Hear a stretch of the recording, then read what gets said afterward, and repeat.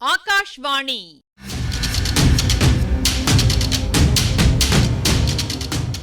பொன்னியின் செல்வங்கள் வாசிப்பும் ஆய்வும். வாசிப்பவர் ராமசுவாமி சுதர்சன் அவர்கள்.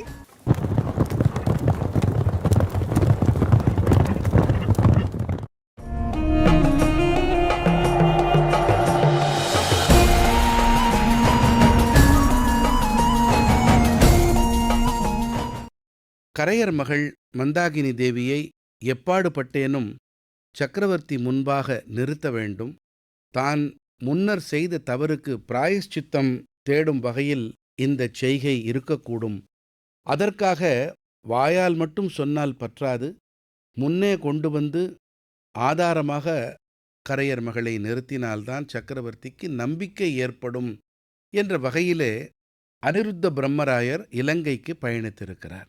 அவர் அங்கே பயணித்த நேரத்திலே இங்கே பழுவேட்டரையர்கள் முதலமைச்சரான அனிருத்த பிரம்மராயரும் அருள்மொழிவர்மரும் பெரிய வேளாரோடு இணைந்து சதி செய்வதற்கு அங்கே அந்த சதிச் செயலிலே ஈடுபட்டிருந்தார்கள் என்ற ஒரு செய்தியை சக்கரவர்த்தியிடம் சொல்லியிருந்திருக்கிறார்கள். இப்படி தொடர்ந்தார் அனிருத்தர். இதற்கு இளைய பிராட்டி, ஐயா, அந்த மாதிரி திடீரென்று கொண்டு போய் நிறுத்தினால் தந்தைக்கு ஏதேனும் தீங்கு நேரிட்டாலும் நேரிடலாம். முன்னால் தெரிவித்துவிட்டுத்தான் அவர்களை பார்க்கச் செய்ய வேணும் என்றாள். ஆம் ஆம், அவ்வாறுதான் செய்ய உத்தேசித்திருக்கிறேன். இந்த வீட்டுக்கு மந்தாகினி தேவி வந்து சேர்ந்ததும் போய் சொல்லலாம் என்று நினைத்தேன். இன்று காலை அரண்மனைக்கு வரவே எண்ணியிருந்தேன். அதற்குள் தியாகவிடங்கரின் மகள் நடுவில் தலையிட்டு எனக்கு ஏமாற்றத்தை அளித்து விட்டாள். அந்த பொல்லாத பெண்ணுக்கு ஒரு நாள் தகுந்த தண்டனை விதிப்பேன் என்றார் முதன் மந்திரி. ஐயோ, அப்படி ஒன்றும் செய்யாதீர்கள். அவள் நல்ல பெண்ணோ பொல்லாத பெண்ணோ நான் அறியேன். ஆனால் அருள்மொழியை கடலில் முழுகிப் போகாமல் காப்பாற்றியவள் பூங்கொடிலிதான் அல்லவா? கடவுள் காப்பாற்றினார் என்று சொல்லுங்கள் தாயே. பார்க்கடலில் பள்ளி கொண்ட பகவான் காப்பாற்றினார். அவருடைய அருள் இல்லாவிட்டால் இந்த சிறு பெண்ணால் என்ன செய்துவிட முடியும்? சோதிட சாஸ்திரம் உண்மையானால், கிரகங்கள் நட்சத்திரங்களின் சஞ்சார பலன்கள் மெய்யானால், இளவரசரை கடலும் தீயும் புயலும் பூகம்பமும் கூட ஒன்றும் செய்ய முடியாது. இறைவன் அருளின்றி எதுவும் நடவாதுதான். ஆனால் இறைவனுடைய சக்தியும் மனிதர்கள் மூலமாகத்தானே இயங்க வேண்டும். பூங்குழலியை மறுபடியும் நாகப்பட்டினத்துக்கு அனுப்ப எண்ணியிருக்கிறேன் ஐயா. அல்லது தாங்கள் வேறு விதமாக எண்ணினால் பகிரங்கமாகவே அருள்மொழியை இங்கு வரச் செய்யலாம் என்று கருதினால். இல்லை தாயே, இல்லை இல்லை. சிம்மாசனம் யாருக்கு என்பது நிச்சயமாகும் வரைக்கும் அருள்மொழிவர்மனைப் பற்றி மக்கள் அறிந்து கொள்ளாமல் இருப்பதே நல்லது. தங்கள் தந்தையை இன்று முடிவாக கேட்டுவிட எண்ணி இருக்கிறேன். மதுராந்தகருக்கு பட்டம் கட்டுவதாயிருந்தால் தங்கள் தம்பியை மறுபடியும் ஈழ நாட்டுக்கு திருப்பி அனுப்பி விடுவது நல்லது. அருள்மொழிவர்மர் இங்கு இருக்கும்போது மதுராந்தகருக்கு மகுடம் சூட்ட சோழ நாட்டு மக்கள் ஒரு நாளும் உடன்பட மாட்டார்கள். சோழ நாடு பெரும் ரணகளமாகும். சோழ நாட்டின் நதிகளில் எல்லாம் இரத்த வெள்ளம் பெருகி ஓடும். ஐயா, அப்படியானால் பூங்குழலியையும் சேந்தனமுதனையும் மறுபடி நாகப்பட்டினத்துக்கு அனுப்புவதே நல்லதல்லவா? அதுதான் நல்லது. சக்கரவர்த்தி விரும்பினால் ஒரு முறை அருள்மொழிவர்மர் ரகசியமாக தஞ்சைக்கு வந்துவிட்டு திரும்பி போகலாம். ஆம் ஆம், மந்தாகினி தேவியும் அருள்மொழியும் உயிரோடு இருக்கிறார்கள் என்பதை ஒருமுறை கண்ணால் பார்த்து தெரிந்து கொண்டால்தான் சக்கரவர்த்தியின் உள்ளம் அமைதியடையும். பெரிய இளவரசரைப் பற்றி தங்கள் தந்தைக்கு எவ்வித கவலையும் இல்லையல்லவா? இல்லவே இல்லை. ஆதித்த கரிகாலனுக்கு அபாயம் விளைவிக்கக்கூடியவர்கள் இந்த உலகத்திலேயே இல்லை என்று சக்கரவர்த்தி நம்பியிருக்கிறார். தாங்கள் என்ன நினைக்கிறீர்கள் ஐயா? எனக்கு என்னமோ அவ்வளவு நம்பிக்கை இல்லை. போர்க்களத்தில் பெரிய இளவரசர் அசகாய சூரர்தான். ஆனால் மற்ற இடங்களில் அவரை ஏமாற்றுவதும் வஞ்சிப்பதும் கஷ்டமல்ல. பழுவேட்டரையர்கள் அவரை விரோதிக்கிறார்கள். பழுவூர் இளையராணி அவருக்கு எதிராக ஏதோ பயங்கரமான இரகசிய சூழ்ச்சி செய்து வருகிறாள். இந்த 2 செய்திகளையும் கரிகாலருக்கு என் சீடன் மூலம் சொல்லி அனுப்பினேன். ஆயினும் பலனில்லை. தஞ்சாவூருக்கு எவ்வளவு சொல்லியும் வர மறுத்தவர் கடம்பூர் சம்புவரையர் மாளிகைக்குப் போயிருக்கிறார். ஐயா, பழுவூர் இளையராணி எங்கள் சகோதரியா இருக்கக்கூடும் என்று நான் என் தமையனுக்கு செய்தி அனுப்பியிருக்கிறேன். அருகிலிருந்து காப்பாற்றும்படியும் வாணர்குலத்து வீரருக்குச் சொல்லி அனுப்பினேன்.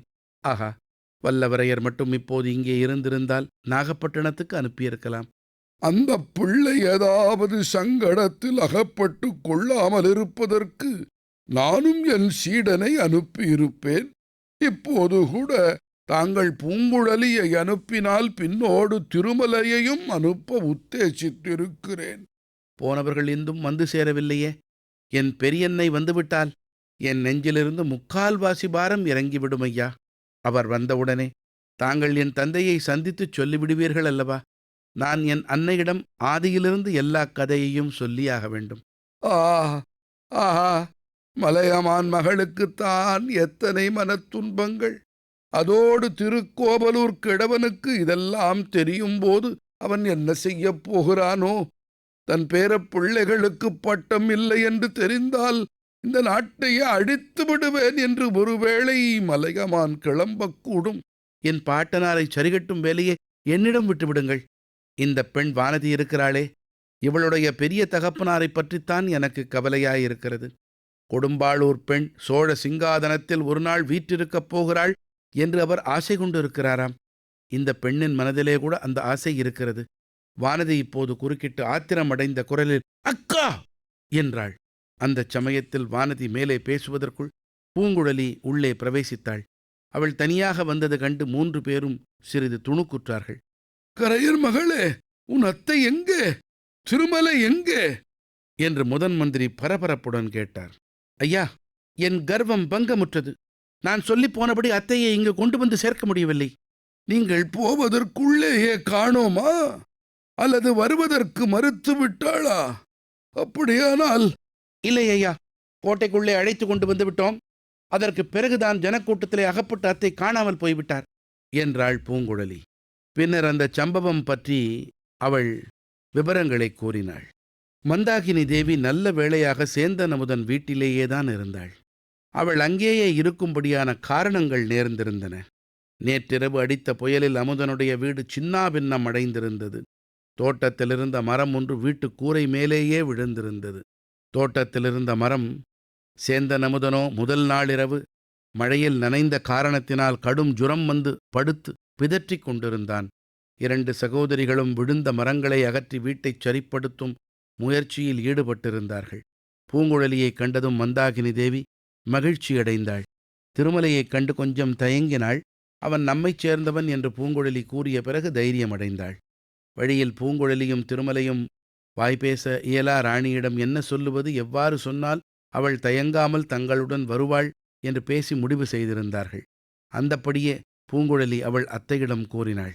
சக்கரவர்த்தி நோய்வாய்ப்பட்டு படுத்த படுக்கையாயிருப்பதாகவும் எந்த நேரத்திலும் இந்த மண்ணுலகை விட்டு போய்விடலாம் என்றும் அவருடைய மூச்சு பிரிவதற்கு முன்னால் வாய்பேச இயலாத ராணியை ஒரு தடவை பார்க்க ஆசைப்படுகிறார் என்றும் வாய்பேச இயலா ராணியை அவர் இத்தனை காலமாகியும் மறக்கவில்லை என்றும் அவளை பார்த்தால் ஒருவேளை அவர் புதிய பலம் பெற்று இன்னும் சில காலம் உயிர் வாழக்கூடும் என்றும் சமிக்ஞை பாஷையில் தெரியப்படுத்தினாள்.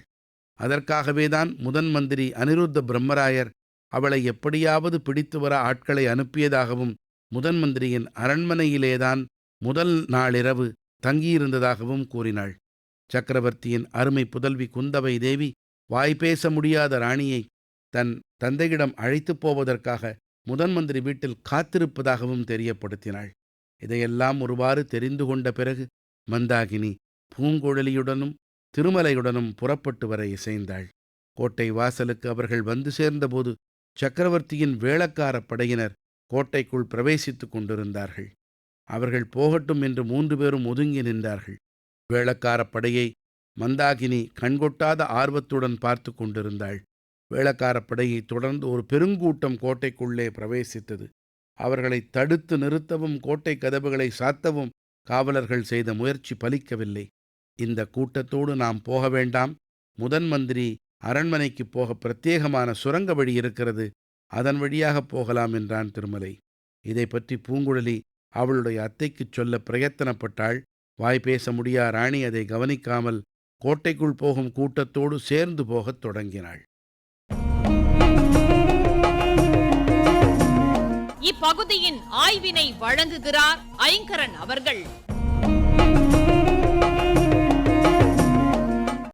பாட்டன் மலையமானின் ஆலோசனைப்படி அருள்மொழிவர்மரை காஞ்சிக்கு அழைச்சிக்கிட்டு போக பார்த்திபேந்திரன் இலங்கைக்கு போனான். இளைய பிராட்டியின் ஆலோசனைப்படி ஓலையுடன் போன வல்லவரையன் அவரை பழையாறைக்கு அழைச்சிக்கிட்டு வரதா இருந்தான். முதன் மந்திரி அனிருத்தரோ ஆழ்வார்க்கடியான் மூலமாக செய்தி அனுப்பி அவர் சில காலம் ஈழத்திலேயே இருக்கட்டும்னு சொல்லியிருந்தார். பழுவேட்டரையரோ அவரை சிறப்படுத்தி தஞ்சைக்கு கொண்டு வர ஏற்பாடு பண்ணியிருந்தார். இதில் எதுவுமே நிறைவேறல. சந்தர்ப்ப சூழ்நிலைகளால் தற்போது நாகைப்பட்டினம் சூடாமணி விகாரத்தில் இருக்கிறார் அருள்மொழிவர்மர்.